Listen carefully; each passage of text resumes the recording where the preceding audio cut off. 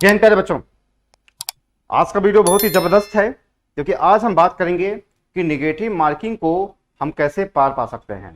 क्योंकि आपका जो एनडीए का एग्जाम है बेटा वह 16 तारीख को हो रहा है। ऐसे में आप बिल्कुल अपनी तैयारी में लग भी गए हैं और ख़त्म भी कर दिया होगा, मैं ऐसा आशा करता हूँ। लेकिन बहुत सारे लोगों के मन में एक जो क्वेश्चन उठता है, एक जो प्रश्न उठता है कि आखिर में जो निगेटिव मार्किंग है उससे हम कैसे पार पाएं, निगेटिव मार्किंग का हम तोड़ क्या निकालें, कैसे हम निगेटिव मार्किंग को चैलेंज कर सकते हैं।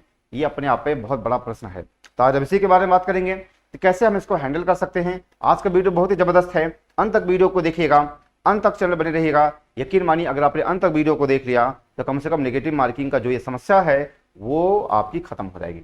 ठीक है बेटा, तो आप अंत तक वीडियो को देखिएगा। सबसे पहले बेटा आप जो है कंप्लीट सिलेबस की पढ़ाई करें। देखिए अब क्या है कि काफी पैटर्न चेंज हो गया है एग्जाम में क्वेश्चन पूछने का। पहले जो है अगर हम एग्जाम्पल के तौर पर देखें, पहले मॉडर्न हिस्ट्री से ज्यादा पूछा जाता था, अब एंशिएंट और मिडिवल से भी पूछा जाने लगा है।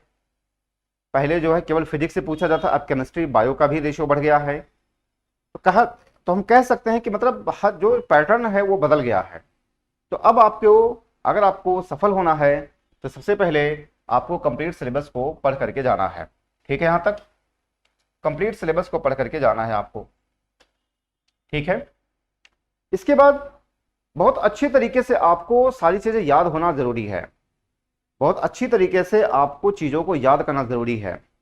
अगर चीजों को याद है अच्छे तरीके से तो एग्जाम में जो क्वेश्चन आएंगे उसमें आप जो कंफर्म क्वेश्चन है उसका आपका आंसर सही हो जाएगा।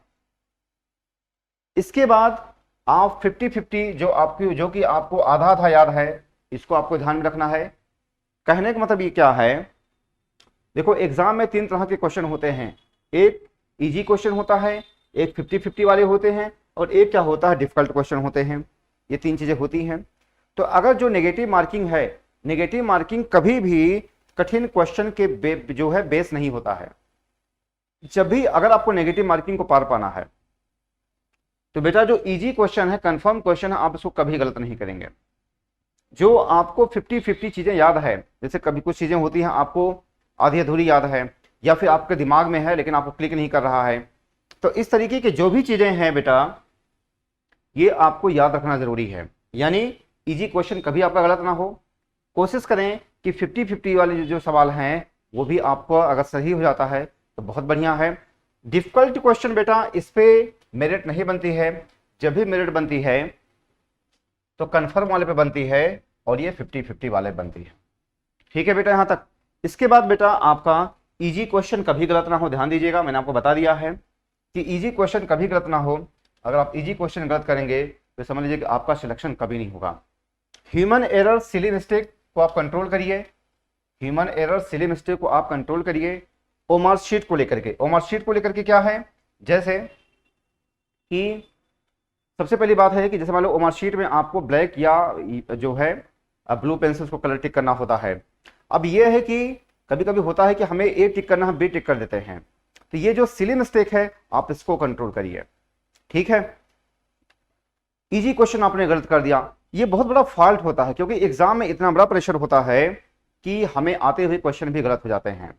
ध्यान रखिएगा, आपको किसी भी तरीके का जो होता है ह्यूमन एरर सिली मिस्टेक इस पे कंट्रोल रखना है।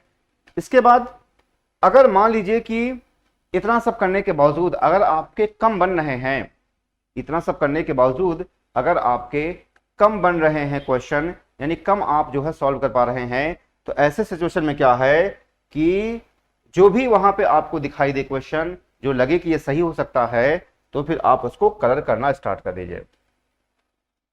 कहने का मतलब क्या है, अगर आपको लग रहा है कि मतलब आप क्वालिफाई नहीं कर पाएंगे, ऐसे में जो भी आपके पास ऑप्शन दिखाई दे रहे हैं थोड़ा अपना दिमाग चलाइए और आप उसको टिक करते हुए जाइए। कभी कभी होता है कि भगवान भी हमारा साथ देता है और होता है कि भाई कब कौन सा सही हो जाए हम कुछ नहीं कह सकते हैं।